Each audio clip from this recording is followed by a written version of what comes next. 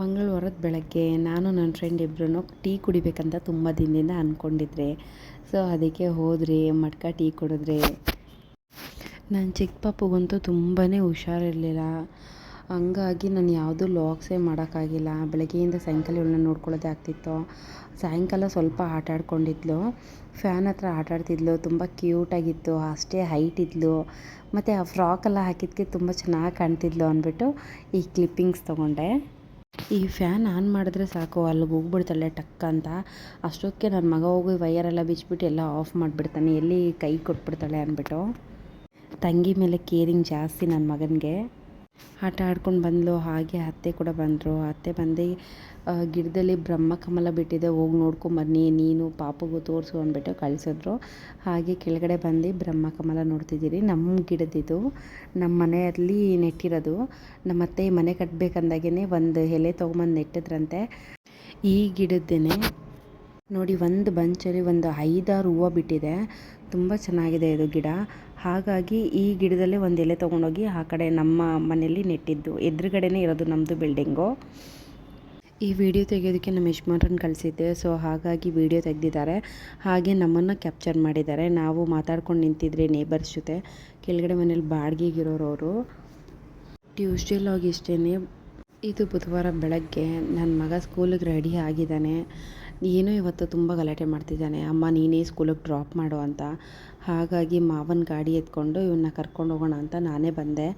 Video ಮಾಡ್ತಿರೋದಕ್ಕೆ ಆಟ ಆಡ್ಕೊಂಡು ಬರ್ತಾಯಿದ್ದಾನೆ. ಇದು ಕ್ಯಾಪ್ಚರ್ ಮಾಡು, ಅದು ಕ್ಯಾಪ್ಚರ್ ಮಾಡು ಅಂತ. ಅವನಿಗೆ ನನಗಿಂತ ತುಂಬ ಇಂಟ್ರೆಸ್ಟ್ ಜಾಸ್ತಿ. ಸ್ಕೂಲ್ ಹತ್ರ ಬಿಟ್ಬಿಟ್ಟು ಬರೋದು ವೀಡಿಯೋ ಮಾಡೋಣ ಅಂದ್ಕೊಂಡೆ, ಬಟ್ ಆಗಲಿಲ್ಲ. ನಾನು ಒಬ್ಬಳೇ ಅಲ್ವಾ, ಬೇರೆಯವ್ರು ಇದ್ದಿದ್ದರೆ ಖಂಡಿತವಾಗ್ಲೂ ವೀಡಿಯೋ ಮಾಡ್ತಿದ್ದೆ. ರಾಘುನ ಸ್ಕೂಲಿಗೆ ಬಿಟ್ಟು ಬಂದು ನಾವು ರೆಡಿಯಾಗಿ, ಪಾಪುಗೆ ಹುಷಾರಿರ್ಲಿಲ್ಲಲ್ವ, ಹಾಸ್ಪಿಟ್ಲಿಗೆ ಕರ್ಕೊಂಡು ಹೋಗೋಣ ಅಂತ ಕ್ಯಾಬ್ ಬುಕ್ ಮಾಡಿಕೊಂಡೆ. ಪಾಪುಗಂತೂ ತುಂಬಾ ಹುಷಾರಿರಲಿಲ್ಲ. ಕೋಲ್ಡು, ಕಾಫು, ಫೀವರ್ ಎಲ್ಲ ತುಂಬ ಜಾಸ್ತಿ ಇತ್ತು. ಹಾಗಾಗಿ ಕರ್ಕೊಂಡು ಹೋಗ್ತಾಯಿದ್ದೀನಿ ಹಾಸ್ಪಿಟಲ್ಗೆ. ಈ ಕ್ಲಿನಿಕ್ ಬಂದು ಅಮ್ಮನ ಮನೆ ಹತ್ರ ಇರೋದು, ಹೆಬ್ಬಾಳ ಹತ್ರ. ಇವ್ರು ಬಂದು ಸಂಜಯ್ ಡಾಕ್ಟ್ರ್ ಅಂತ, ಪೀಡಿಯಾಟ್ರಿಷಿಯನು.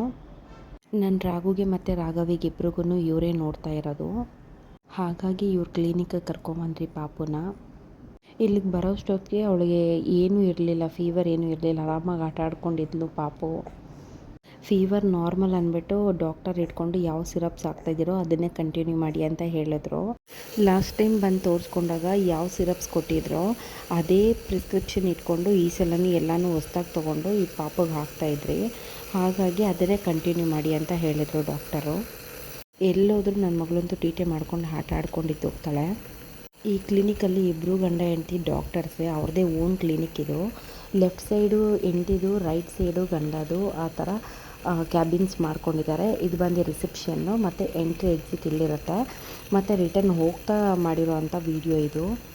ಹೋಗ್ಬೇಕಂತ ಥಿಂಕ್ ಮಾಡಿಕೊಂಡೇ ಹೋಗ್ತಾಯಿದ್ದೆ. ಸುಮ್ಮನೆ ಡಾಕ್ಟ್ರ್ ಹತ್ರ ಹೋದೆ, ಅವ್ರು ಯಾವ ಸಿರಪ್ಪು ಚೇಂಜ್ ಮಾಡಿಲ್ಲ. ಹೋಗಿ ಸುಮ್ಮನೆ ವೇಸ್ಟ್ ಐತೆ, ಕ್ಯಾಬ್ ಚಾರ್ಜು, ಕನ್ಸಲ್ಟೇಷನ್ ಚಾರ್ಜ್ ಎಲ್ಲ ವೇಸ್ಟ್ ಐತೆ ಅಂತ ಅಂದ್ಕೊಂಡು ಹಾಗೆ ಮನೆಗೆ ಹೋದೆ. ಸರಿ, ಅದನ್ನೇ ಕಂಟಿನ್ಯೂ ಮಾಡೋಣ ಅಂತ. ಇಲ್ಲಿಗೆ ನಂದು ಬುಧವಾರದ ಲಾಗ್ ಮುಗ್ದಿದೆ. ಗುರುವಾರ ಬೆಳಗ್ಗೆ ಪಾಪುಗೆ ಹಾಗೆ ಜ್ವರ ಇದೆ ಅಂದ್ಬಿಟ್ಟು ಅತ್ತೆ ಹಾಸ್ಪಿಟ್ಲಿಗೆ ಕರ್ಕೊಂಡು ಹೋಗ್ತೀನಿ ಅಂತ ಕರ್ಕೊಂಡು ಹೋಗ್ತಾಯಿದ್ದಾರೆ. ವಾಕೇಬಲ್ ಡಿಸ್ಟೆನ್ಸ್ ಅಂತ ವಾಕಿಂಗಲ್ಲಿ ಹೋಗ್ತಾಯಿದ್ದೀರಿ. ನಾನು, ಪಾಪು, ಅತ್ತೆ ಎಲ್ಲನೂ. ಅತ್ತೆ ಮುಂದೆ ಹೋಗ್ತಿದ್ದಾರೆ, ನಾವಿಬ್ಬರು ಅತ್ತೆನ ಫಾಲೋ ಮಾಡ್ಕೊಂಡು ಹೋಗ್ತಾಯಿದ್ದೀರಿ. ಮನೆ ಪಕ್ಕನೇ ಇರೋವಂಥ ಕ್ಲಿನಿಕ್ಕು ಅಶ್ವಿನ್ ಕ್ಲಿನಿಕ್ಕಿಗೆ ಹೋಗ್ತಾಯಿದ್ದೀರಿ. ಅಶ್ವಿನ್ ಡಾಕ್ಟರ್ ಹತ್ರ. ಮಾವ ಬೆಳಗ್ಗೆನೇ ಹೋಗಿ ಟೋಕನ್ ತೊಗೊಂಬಂದು ಇಟ್ಕೊಂಡಿದ್ರು. ಟೋಕನ್ 22 ಕೊಟ್ಟಿದ್ರು. ನಾವೆಲ್ಲ ಸ್ವಲ್ಪ ರೆಡಿ ಆಗಿಬಿಟ್ಟು ಹೋಗ್ತಾಯಿದ್ದೀರಿ. ಅತ್ತೆ ಹೋಗಿ ಕ್ಲಿನಿಕ್ ಹತ್ರ ವೆಯ್ಟ್ ಮಾಡ್ತಾಯಿದ್ರು. ನಾನು ಹೋಗಿ ಒಳಗಡೆ ಕುತ್ಕೊಂಡು ವೆಯ್ಟ್ ಮಾಡ್ತಿದ್ದೆ. ಅತ್ತೆ ವೆಯ್ಟ್ ಮಾಡ್ತಾಯಿದ್ದಾರೆ ಡಾಕ್ಟರ್ ಹತ್ರ. ಚೆಕಪ್ ಮುಗಿಸ್ಕೊಂಡು ಸಿರಪ್ ತೊಗೊಂಡು ಮಾವ ಜೊತೆ ಮನೆಗೆ ಹೋಗ್ತಾಯಿದ್ದೀನಿ ಗಾಡಿಯಲ್ಲಿ. ನಾನು ಪಾಪು ಬ್ಯಾಕ್ ಸೈಡ್ ಕೂತಿರೋ ಅಂಥದ್ದು. ಅಶ್ವಿನ್ ಡಾಕ್ಟರ್ ಇಷ್ಟೆಲ್ಲ ಸಿರಪ್ಸ್ ಕೊಟ್ಟಿದ್ರು ಪಾಪುಗೆ. ಇದು ಬಂದು ಸೈಪಾನ್ ಸಿರಪ್ ಅಂತ, ಪಾಪು ಹೊಟ್ಟೆ ಹಸಿಯೋಕ್ಕೋಸ್ಕರ ಕೊಟ್ಟಿರೋ ಸಿರಪ್ಪು. ಇದು ಬಂದು ವಿಟಮಿನ್ ಸಿರಪ್ ಅಂತ ಹೇಳಿ ಕೊಟ್ಟಿದ್ದಾರೆ. ಪಾಪು ತುಂಬ ವೀಕ್ ಇದ್ದಾಳೆ ಮತ್ತು ಸಣ್ಣ ಇದ್ದಾಳೆ ಅಂದ್ಬಿಟ್ಟು ಈ ಡ್ರಾಪ್ಸ್ ಕೊಟ್ಟಿದ್ದಾರೆ ಪಾಪುಗೆ. ಅದ್ರ ಮೇಲೆಲ್ಲ ಬರ್ತಿರೋದಕ್ಕೆ ಅಷ್ಟೊಂದು ನೀಟಾಗಿ ಕಾಣ್ತಿಲ್ಲ. ನೆಕ್ಸ್ಟ್ ಬಂದು ಈ ಸಿರಪ್ ಕೊಟ್ಟಿದ್ದಾರೆ, ಓರಲ್ ಸಸ್ಪೆನ್ಷನ್ ಅಂತ. ಇದನ್ನು ಎಷ್ಟು ಹಾಕಬೇಕು, ಯಾವ ಟೈಮ್ ಹಾಕಬೇಕಂತ ಕೊಟ್ಟಿದ್ದಾರೆ ನೋಡಿ. ಮಧ್ಯಾಹ್ನ 1 ಟೈಮ್ ಅಷ್ಟೇ ಹಾಕಬೇಕು. ಅದ್ರ ಮೇಲೆ ಎಲ್ಲ ಬರೆದ್ಬಿಟ್ಟು ಕೊಟ್ಬಿಟ್ಟಿದ್ದಾರೆ. ಆ್ಯಸಿ ಬ್ಯಾಕ್ LR ಸಿರಪ್ಪು. ಈ ಸಿರಪ್ ಹೆಸರು ಫ್ಲೋವಿರ್ ಅಂತ. ಇದನ್ನು 3.5 ml ಹಾಕಬೇಕು ಮತ್ತು 5 ಡೇಸ್ ಹಾಕಬೇಕು. ಎಷ್ಟೆಷ್ಟು ಹಾಕಬೇಕು, ಯಾವ ಟೈಮ್ ಹಾಕಬೇಕಂತ ಇದ್ರ ಮೇಲೇ ಬರೆದು ಕೊಟ್ಟಿದ್ದಾರೆ. ಈ ಸಿರಪ್ ಬಂದು ಲೇವಿ ಕಾಟ್ ಅಂತ. ಈ ಲೇವಿ ಸಿಟ್ರಿಜಿನ್ ಬಂದು ಕೆಮ್ಮಿಗೆ ಯೂಸ್ ಮಾಡ್ತಾರೆ. 4 ml ಬೆಳಗ್ಗೆ ಸಾಯಂಕಾಲ ಹಾಕಬೇಕಂತ. ಇದು NS ಕೊಟ್ಟಿದ್ದಾರೆ. NS ಜೊತೆಗೆ ಲೆವೋಲಿನ್ ಅಂತ ಈ ಟ್ಯೂಬ್ ಕೂಡ ಹಾಕಬೇಕು ನೆಬ್ಲೈಸೇಷನ್ಗೆ. ಇದು ಬಂದು ಕೆಮ್ಮಿಗೆ ಬೇಗ ವಾಸಿಯಾಗುತ್ತೆ. ಹಾಗೆ ಡಿಯೋಲಿನ್ ಟ್ಯೂಬ್ ಕೂಡ ಕೊಟ್ಟಿದ್ದಾರೆ. ಇದು ಬಂದು ಕೋಲ್ಡ್ಗೆ. ಎರಡು NS ಜೊತೆಗೇ ಹಾಕಬೇಕು, ಬೆಳಗ್ಗೆ ಮತ್ತು ಸಾಯಂಕಾಲ ಅಂದ್ಬಿಟ್ಟು ಕೊಟ್ಟಿದ್ದಾರೆ. ಡೇಗೆ 4 ಟೈಮ್ ಹಾಕಬೇಕು. ಯಾಕೋ ಮಗಳು ತುಂಬ ಕೆಮ್ತಿದ್ಲು ಅಂತ ಮೇಲೆ ಹೋಗಿ ಸ್ವಲ್ಪ ಮನೆ ಮದ್ದು ಮಾಡೋಣ ಅಂದ್ಬಿಟ್ಟು ದೊಡ್ಡಪತ್ರೆ, ತುಳಸಿ ಮತ್ತು ವಿಳೆದೆಲೆ 3 ತೊಗೊಂಡು ಬಂದ್ರಿ ಕೆಮ್ಮಿಗೆ ಹಾಕೋಣ ಅಂತ. ಪಾಪು ನನ್ನ ಬಿಡ್ತಾನೆ ಇರಲಿಲ್ಲ, ಹಾಗಾಗಿ ಅತ್ತೆನೇ ತೊಗೊಂಡ್ರು. ಸ್ವಲ್ಪ 3 ತೊಗೊಂಡೋಗಿ ಹೆಂಚ್ಮೇಲೆ ಇಟ್ಟು ಬಿಸಿ ಮಾಡಿಬಿಟ್ಟು ಅದನ್ನು ಚೆನ್ನಾಗಿ ಹಿಂಡಿಬಿಟ್ಟು ರಸ ತೊಗೊಂಬಂದು ಕೊಟ್ಟರು. ಪಾಪಗೆ ಹಾಕಿದೆ, ಗಗ್ಲ ಎಲ್ಲ ಈಚೆ ಬಂದುಬಿಡ್ತು. ಆದ್ರೂ ತುಂಬ ಸುಸ್ತಾಗೋದ್ಲು. ಸರಿ ಹಾಸ್ಪಿಟ್ಲಿಗೆ ಕರ್ಕೊಂಡು ಹೋಗ್ಬಿಡೋಣ ಅಂದ್ಬಿಟ್ಟು ರೈನ್ಬೋ ಹಾಸ್ಪಿಟ್ಲಿಗೆ ಬಂದ್ರಿ. ಪಾಪುಗಿದ್ದ ಕಂಡೀಷನ್ ನೋಡಿ ಡೈರೆಕ್ಟ್ ಅಡ್ಮಿಟ್ ಮಾಡಿಬಿಡೋಣ ಅಂತ ಲಗೇಜೆಲ್ಲ ಪ್ಯಾಕ್ ಮಾಡ್ಕೊಂಡು ಬಂದುಬಿಟ್ರಿ. ಡೈರೆಕ್ಟ್ ಬರ್ತಾ ಫಸ್ಟು ಕೇಳಿ ಎಮರ್ಜೆನ್ಸಿ ವಾರ್ಡಿಗೆ ಬಂದ್ರಿ. ಚೆಕ್ ಮಾಡಿಸಿ ಡಾಕ್ಟರ್ ಏನು ಹೇಳ್ತಾರೋ ಅಡ್ಮಿಟ್ ಆದರೆ ಅಡ್ಮಿಟೇ ಮಾಡಿಸ್ಬಿಡೋಣ, ಇಲ್ಲ ಪರವಾಗಿಲ್ಲ ಅಂದರೆ ಹೋಗೋಣ ಮನೆಗೆ ಅಂತ. ಯಾವುದೋ ಪಾಪು ಕ್ಯಾನೆಲ್ಲ ತೆಗೆಯೋಕೆ ತುಂಬ ಗಲಾಟೆ ಮಾಡ್ತಿತ್ತು. ನಮ್ಮ ಪಾಪಕ್ಕೆ ಅಡ್ಮಿಟ್ ಮಾಡೋದಕ್ಕೆ ಡಾಕ್ಟರ್ ಪರ್ಮಿಷನ್ ಕೊಟ್ಟರು. ಇಲ್ಲಿ ನಮ್ಮ ಪಾಪಗೆ ಬ್ಲಡ್ ಸ್ಯಾಂಪಲ್ ತೊಗೊಳೋದಕ್ಕೆ ಮತ್ತು ಕ್ಯಾನೆಲ್ಲ ಹಾಕೋದಕ್ಕೆ ನೋಡ್ತಿದ್ದಾರೆ. ಅತ್ತೆ ಮೇಲೆ ಕ್ಯಾಂಟೀನ್ ನೋಡಿಕೊಂಡು ಹಾಗೆ ಇಡ್ಲಿ ತೊಗೊಂಬನ್ನಿ ಅಂದ್ಬಿಟ್ಟು ನಮ್ಮ ಯಜಮಾನ್ರನ್ನ ಕಳಿಸಿದ್ರು. ಸೊ ಹಾಗಾಗಿ ಲಿಫ್ಟಲ್ಲಿ ಹೋಗ್ತಾಯಿದ್ದೀರಿ. ಇದು ಬಂದು 4th ಫ್ಲೋರಲ್ಲಿ ಕ್ಯಾಂಟೀನ್ ಇದೆ. ಈ ಥರ ಇದೆ ರೈನ್ಬೋ ಹಾಸ್ಪಿಟಲಲ್ಲಿ. ಫುಡ್ಡೆಲ್ಲ ಚೆನ್ನಾಗಿ ಹೈಜಿನಿಕ್ಕಾಗಿ ಮಾಡ್ತಾರೆ. ತಿನ್ನಲಿಕ್ಕೂ ಚೆನ್ನಾಗಿರುತ್ತೆ. ವೆರೈಟಿ ಕೊಡ್ತಾರೆ ಪೇಷಂಟ್ಗೆ ಫುಡ್ಡೆಲ್ಲ. ಮತ್ತು ನಾನ್ ಪೇಷಂಟು ಏನು ಬೇಕೋ ಅದು ತರಿಸ್ಕೋಬೋದು. ಮೆನ್ಯೂನೇ ಇಟ್ಟಿದ್ದಾರೆ. ವೆಜ್ಜು ನಾನ್ ವೆಜ್ ಎರಡೂ ಸಿಗುತ್ತೆ. ಮತ್ತು ರಿಟರ್ನ್ ಹೋಗ್ತಾ ಲಿಫ್ಟಲ್ಲಿ ಮಾಡ್ಕೊಂಡ್ರೆ ವೀಡಿಯೋ ಇದು. ಫಸ್ಟ್ ಫ್ಲೋರ್ಗೆ ಹೋಗ್ತಾಯಿದ್ದೀನಿ. ಹೋಗ್ತಾನೆ ಡೋರ್ ಓಪನ್ ಆಗಿದ ತಕ್ಷಣ ನಮ್ಮ ಯಜಮಾನ್ರು ಫಸ್ಟೇ ಈಚೆ ಹೋಗಿದ್ರು. ಇದು ಫಸ್ಟ್ ಫ್ಲೋರು. ನಮ್ಮ ಪಾಪುನ ಇಲ್ಲೇ ಅಡ್ಮಿಟ್ ಮಾಡಿರೋದು. ನಾನು ನಮ್ಮ ಪಾಪುಗೆ ಪ್ರೆಗ್ನೆಂಟ್ ಇದ್ದಾಗ ಇಲ್ಲೇ ಬರ್ತಿದ್ದೆ ತೋರಿಸೋದಕ್ಕೆ.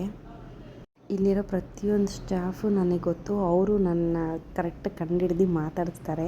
ಹಾಗೆ ಬರ್ತಾ 107 ನನ್ನ ರೂಮ್ ನಂಬರು. ನಮ್ಮ ಅತ್ತೆ ಪಾಪುನ ಇಟ್ಕೊಂಡು ಕೂತಿದ್ರು. ಅವಳಿಗೆ ಪಾಪ ಇಂಜೆಕ್ಷನ್ನು ಮತ್ತು ಗ್ಲೂಕೋಸ್ ಎಲ್ಲ ಹಾಕಿದ್ರು, ಹೋಗ್ತಾ ಇತ್ತು. ಹಾಗೆ ಮಲಗಿಸ್ಬಿಟ್ಟಿದ್ರು ಪಾಪುನ, ಹಾಗಾಗಿ ಹಾಕ್ಕೊಂಡಿದ್ಲು. ಎದ್ದಿದ್ರು ಅಂತೂ ಹಾಕ್ಕೊಳ್ಳೋದೇ ಇಲ್ಲ, ಅಷ್ಟೊಂದು ತೀಟೆ ಪಾಪು. ಅತ್ತೆ ಸ್ವಲ್ಪ ತಿದ್ದಿ ಮನೆಗೆ ಹೊರಟ್ರು. ಪಾಪ ಇಷ್ಟೊಂದೆಲ್ಲ ಕೈಗೆ ಚುಚ್ಚು ಹಾಕಿದ್ದಾರೆ. ಬಟ್ ಅಷ್ಟೊಂದೇನು ನೋವು ಆಗಲ್ಲ. ಪ್ಲಾಸ್ಟಿಕ್ದು ಹಾಕಿರ್ತಾರೆ, ನೀಡಲೆಲ್ಲ ಇದು ಹಾಕಿರಲ್ಲ. ಬಿಕಾಸ್ ಚಿಕ್ಕ ಮಕ್ಕಳಲ್ವ, ಹೇಗನ್ನ ಕೈ ಆಡಿಸ್ತಾರೆ ಮತ್ತು ನೋವಾಗೋದಂತ ನೀಡಲೆಲ್ಲ ಹಾಕೋದಿಲ್ಲ. ನಮ್ಮ ಯಜಮಾನ್ರು ಅವರ ಇದ್ರಲ್ಲಿ ಬೆಡ್ಡಲ್ಲಿ ಮಲ್ಕೊಂಡು ಏನೋ ಮಾಡ್ತಾಯಿದ್ರು, ಗೇಮ್ ಏನೋ ಆಡ್ತಿರ್ಬೇಕು. ನಾನು ಪಾಪನ ತೊಡೆ ಮೇಲೆ ಹಾಕ್ಕೊಂಡು ಆಡಿಸ್ಕೊಂಡಿದ್ದೆ. ಹಾಗೆ ನೋಡು ಬರತ್ತಾ ಅಂದ್ಬಿಟ್ಟು ಒಂದು ಕ್ಲಿಪ್ಪಿಂಗ್ಸ್ ತೊಗೊತಾ ಇದ್ದೀನಿ.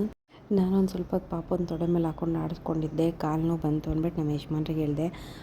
ಅವ್ರು ಬಂದು ಪಾಪನ ಪಕ್ಕದಲ್ಲಿ ಮಲಗಿಸ್ಕೊಂಡು ತಟ್ತಾಯಿದ್ರು. ಹೇಗೂ ನೀನೆಲ್ಲ ನಿದ್ದೆ ಇರಲಿಲ್ಲ, ಚೆನ್ನಾಗಿ ನಿದ್ದೆ ಮಾಡಿದ್ಲು ನೈಟು. ಇದು ನಮ್ಮ ನಾದಿನಿ ನೈಟು ಊಟ ತೊಗೊಂಬಂದು ಕೊಟ್ಟಿದ್ದಾಳೆ ನನಗೋಸ್ಕರ. ಕಾಳು ಸಾರು ಅನ್ನ ಚೆನ್ನಾಗಿ ಮಾಡಿದ್ದಾಳೆ, ನಾನೇ ಮಾಡಿದ್ದು ಅಂತ ಹೇಳ್ತಿದ್ಲು. ತಿಂದರೆ ಅಂತೂ ತುಂಬಾ ಚೆನ್ನಾಗಿತ್ತು, ಚೆನ್ನಾಗಿ ಮಾಡಿದ್ಲು. ನಾನು ಮದುವೆ ಆಗಿ ಹೋದ್ಮೇಲೆ 6 ಇಯರ್ಸ್ಗೆ ಇದೇ ಫಸ್ಟ್ ಅವಳು ಊಟ ತಂದು ಕೊಟ್ಟಿರೋದು. ಅವಳು ಕೈಯಾರೆ ಮಾಡಿ ತೊಗೊಂಬಂದು ಕೊಟ್ಟಿರೋದು. ಖುಷಿ ಆಯಿತು.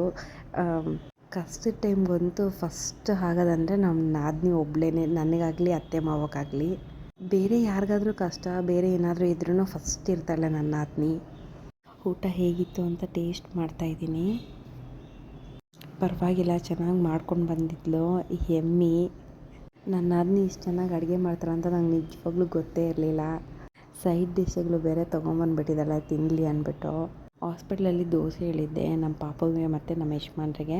ನಾನು ಅಲ್ಲಿಂದ ತರಿಸ್ಕೊಂಡಿದ್ದೆ. ಹಾಸ್ಪಿಟಲ್ದೆಲ್ಲ ನಾನು ಅಷ್ಟೊಂದು ಇಷ್ಟಪಡಲ್ಲ. ನನ್ನ ನಾದಿನಿ ಅಂತೂ ತುಂಬಾ ಕೇಳ್ತಿದ್ಲು ಮನೆಗೆ ಹೋದ್ಮೇಲೆ ಊಟ ಹೇಗಿತ್ತು ಅಂತ. ಚೆನ್ನಾಗಿತ್ತು, ಅದಕ್ಕೋಸ್ಕರನೇ ಈ ವಿಡಿಯೋ ಮಾಡಿದೆ. ನಾವು ಪಾಪುನ ಅಡ್ಮಿಟ್ ಮಾಡಿ 1/2 an hourಗೆಲ್ಲ ಊಟ ತಂದು ಕೊಟ್ಲು. ನಾನು ಮಧ್ಯಾಹ್ನ ಊಟ ತಿಂದಿರಲಿಲ್ಲ, ತುಂಬಾ ಹೊಟ್ಟೆ ಹಸಿತಿತ್ತು, ಅದಕ್ಕೆ ತಿಂದ್ಕೊಂಡೆ. ನಂದು ಊಟ ಆದಮೇಲೆ ನಮ್ಮ ಪಾಪು ಎದ್ದೊಳದ್ಲು. ಅವಳನ್ನ ಈಚೆ ಸುಮ್ಮನೆ ವಾಕ್ ಕರ್ಕೊಂಡು ಹೋಗೋಣ ಅಂತ ಓಡಾಡಿಸ್ತಾ ಇದ್ದೀನಿ. ಎದ್ದಿದ್ರೆ ತೀಟೆ ಮಾಡ್ತಾನೆ ಇರ್ತಾರೆ ಮಕ್ಕಳು. ಸ್ವಲ್ಪ ಓಡಾಡಿಸ್ಕೊಂಡು ಅದೊಂದು ಇದೊಂದು ಮಾಡ್ಕೊಂಡು ಬ್ಯುಸಿಯಾಗಿ ಇಟ್ಕೊಂಡ್ರೆ ಸ್ವಲ್ಪ ತೀಟೆ ಕಮ್ಮಿ ಇರುತ್ತೆ. ಇಲ್ಲಾಂದರೆ ಕೈಗೆ ಹಾಕಿರೋದು ಕ್ಯಾನೆಲ್ಲ ಎಲ್ಲ ಕಿತ್ತಾಕ್ತಾ ಇರ್ತಾಳೆ. ಹಾಗೆ ನನ್ನ ನಾದಿನಿ ಬರ್ತಾ ಪಾಪ ರಾಗಿ ಸರಿ ಕೂಡ ಮಾಡ್ಕೊಂಡು ಬಂದುಬಿಟ್ಟಿದ್ಲು ಮನೆಯಿಂದನೇ.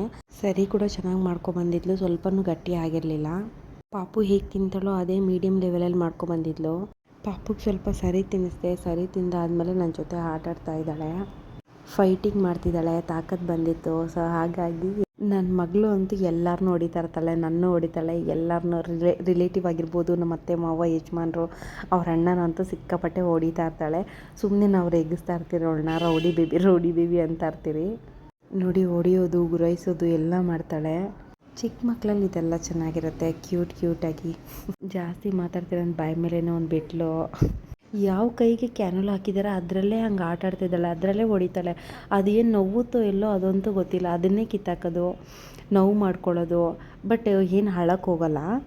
ಈಗ ಜಸ್ಟ್ ಮೂವದವ್ರು ಬಂದು ಪಕ್ಕದ ಬೆಡ್ಡವರು ಟ್ವಿನ್ ಶೇರಿಂಗ್ ತೊಗೊಂಡಿದ್ರಿ. ಬಿಕಾಸ್ ಪ್ರೈವೇಟ್ ರೂಮ್ ಯಾವುದು ಖಾಲಿ ಇರಲಿಲ್ಲ, ಸಿಂಗಲ್ ರೂಮ್, ಅದಕ್ಕೋಸ್ಕರ ಟ್ವಿನ್ ಶೇರಿಂಗ್ ತೊಗೊಂಡಿದ್ವಿ. ಇರಲಿ ಪರವಾಗಿಲ್ಲ, ಅಡ್ಜಸ್ಟ್ ಆಗೋಣ ಅಂತ. ನಮ್ಮದು ಇನ್ಶೂರೆನ್ಸ್ ಕಾರ್ಡ್ ಇದೆ, ಕೇರ್ ಹೆಲ್ತ್ ಅಂತ. ಹಾಗಾಗಿ ಮಕ್ಳಿಗಾಗಲಿ ನಮಗಾಗಲಿ ಏನಾದರೂ ಆದರೂ ಫಸ್ಟು ಅಡ್ಮಿಟ್ ಆಗಿ ಎಲ್ಲ ನೀಟಾಗಿ ತೋರಿಸ್ಕೊಂಡು ಕ್ಲಿಯರ್ ಮಾಡ್ಕೊತೀರಿ. ಒಬ್ರೊಬ್ರಿಗೆ 5 ಲ್ಯಾಕ್ಸ್ ಬೇಸ್ ಮೇಲೆ ಕಟ್ತಿದ್ದಾರೆ ಅತ್ತೆ ಮಾವ. ಅವರಿಬ್ಬರದು 10 ಲ್ಯಾಕ್ಸ್ದು, ನಮ್ಮದೆಲ್ಲ 5 ಲ್ಯಾಕ್ಸು ಇನ್ಶೂರೆನ್ಸ್ ಪಾಲಿಸಿ. ಆಟಾಡ್ಸೋದಕ್ಕಂತ ಅದೊಂದೇ ಟಾಯ್ ಎತ್ಕೊಂಬಂದಿದ್ದು, ಬೇರೆ ಎಲ್ಲ ಮರ್ತೋಗ್ಬಿಟ್ಟಿದ್ದೆ. ಬರೋ ಗಡಿಬಿಡಿಯಲ್ಲಿ ಒಂದು ಸ್ವಲ್ಪ ಎತ್ಕೊಂಡು ಸ್ವಲ್ಪ ಬಿಟ್ಟು ಬಂದಿದ್ದೀನಿ. ಓಕೆ, ಒಂದು ಜಾಗದಲ್ಲಿ ತೀಟೆ ಮಾಡಿದ್ರೆ ಕುತ್ಕೊಂಡು ಆಡ್ಕೊಂಡಿದ್ರೆ ಆಟಾಡ್ಸ್ಕೊಂಡಿದ್ಬಿಡ್ಬೋದು ಪಾಪನ. ಬಟ್ ತೀಟೆ ಮಾಡ್ಕೊಂಡಿದ್ರೆ ತುಂಬ ಕಷ್ಟ ಅವಳನ್ನ ಮೇಂಟೈನ್ ಮಾಡೋದು. ಏನಿಲ್ಲ, ಅವಳ ಕೈನ ಅವಳೇ ಅದು ಪ್ಲಾಸ್ಟರು ಇದೆಲ್ಲ ಕ್ಯಾನಲ್ ಎಲ್ಲ ತೆಗ್ದಾಕೋದಕ್ಕೆ ಟ್ರೈ ಮಾಡ್ತಾಯಿರ್ತಾಳೆ. ನೋವಾಗುತ್ತೆ ಅಂತ ನಮಗೆ ಭಯ ಆಗ್ತಾ ಇರುತ್ತೆ. ಅವಳಿಗೆ ಏನೇ ಒಂದು ವಸ್ತು ಕೊಡಲಿ, ಆಟ ಸಾಮಾನಾಗಲಿ ಬೇರೆ ಏನೇ ಆಗಲಿ, ಎತ್ತಿ ಫಸ್ಟು ಬಿಸಾಕೋದೇ ಅವಳ ಕೆಲಸ. ಒಟ್ಟು ಒಂದು ಸ್ವಲ್ಪ ಚೆನ್ನಾಗಿ ಆಗ್ಬಿಟ್ಟು ಆಟ ಆಡ್ಕೊಂಡಿದ್ರೆ ಚೆನ್ನಾಗಿ ಟೈಮ್ ಪಾಸ್ ಆಗುತ್ತೆ ನಮಗೆಲ್ರಿಗೂ. ನೋಡಿ ಸ್ವಲ್ಪ ಸರಿಯೋಗಿದ್ದಕ್ಕೆ ನನ್ನೇ ಆಟ ಆಡಿಸ್ಕೊಂಡು ತರಲೆ ಮಾಡ್ಕೊಂಡು ಕೂತಿದ್ದಾಳೆ ನನ್ನ ಮಗಳು. ನನ್ನ ಹತ್ರ ಒಂದು ಸ್ವಲ್ಪ ಹೊತ್ತು ಆಟ ಆಡ್ಕೊಂಡಿದ್ಲು. ನಂದು ಆದಮೇಲೆ ಅವರ ಅಪ್ಪ ಹತ್ರ ಹೋಗಿದ್ದಾಳೆ ಆಟ ಆಡೋದಕ್ಕೋಸ್ಕರ. ಅವ್ರ ಅಪ್ಪ ಜೊತೆ ಕೂತ್ಕೊಂಡು ಕೈಗೆ ಹಾಕಿರೋ ಪ್ಲಾಸ್ಟರೆಲ್ಲ ಕಿತ್ತಾಕ್ತಾ ಇದ್ದಾಳೆ, ತೋರಿಸ್ತಾ ಇದ್ದಾಳೆ ಅವ್ರ ಅಪ್ಪಗೆ. ಸ್ವಲ್ಪ ಏನಾದರೂ ಕಾಣೋದಕ್ಕಿಲ್ಲ, ಅದನ್ನು ಕಿತ್ತಾಕಬೇಕು ಅಂದ್ಬಿಟ್ಟು ಕಿತ್ತಾಕ್ತಾ ಇದ್ದಾಳೆ. ಅದಾದಮೇಲೆ ಇಬ್ಬರು ಈಚೆ ವಾಕಿಂಗ್ ಹೋಗಿದ್ರು. ಅವಳನ್ನ ಆಟ ಆಡ್ಸೋದಕ್ಕೋಸ್ಕರ ವೀಲ್ ಚೇರ್ ಎತ್ಕೊಂಬಿಟ್ಟಿದ್ದಾರೆ ನಮ್ಮ ಯಜಮಾನ್ರು. ಅವಳಿಗೂ ಮಜವಾಗಿತ್ತು, ಎದ್ದು ಅಂದರೆ ಎದ್ದು ಬರ್ತಾನೆ ಇರಲಿಲ್ಲ, ಅಷ್ಟು ಚೆನ್ನಾಗಿ ಆಟ ಆಡ್ಕೊಂಡು ಕೂತ್ಕೊಂಡಿದ್ಲು. ಎಲ್ಲರೂ ಇವಳನ್ನೇ ನೋಡ್ಕೊಂಡಿದ್ರು, ನರ್ಸ್ ಆಗಲಿ ಅಲ್ಲಿರೋ ಕ್ಲೈಂಟ್ಸ್ ಆಗಿರಲಿ. ನೋಡಿ ವೀಲ್ ಚೇರ್ ಒಳಗೆ ಮಜಾ ಕೊಡ್ತಿತ್ತು, ಆರಾಮಾಗಿ ಕುತ್ಕೊಂಡು ಆಟ ಆಡ್ಕೊಂಡಿದ್ಲು. ವೆಯ್ಟ್ಲೆಸ್ ಇತ್ತು, ನಮ್ಮ ಯಜಮಾನ್ರಿಗೂ ನುಗ್ಕೊಂಡು ಆಟ ಆಡ್ಸೋದಕ್ಕೆ ಸರಿ ಹೋಗ್ತಿತ್ತು. ನಾನು ಹೋಗಿ ಎಷ್ಟು ಕರೆದ್ರೂ ನನ್ನ ಮಗಳು ಎದ್ದೇ ಬರ್ತಾ ಇರಲಿಲ್ಲ.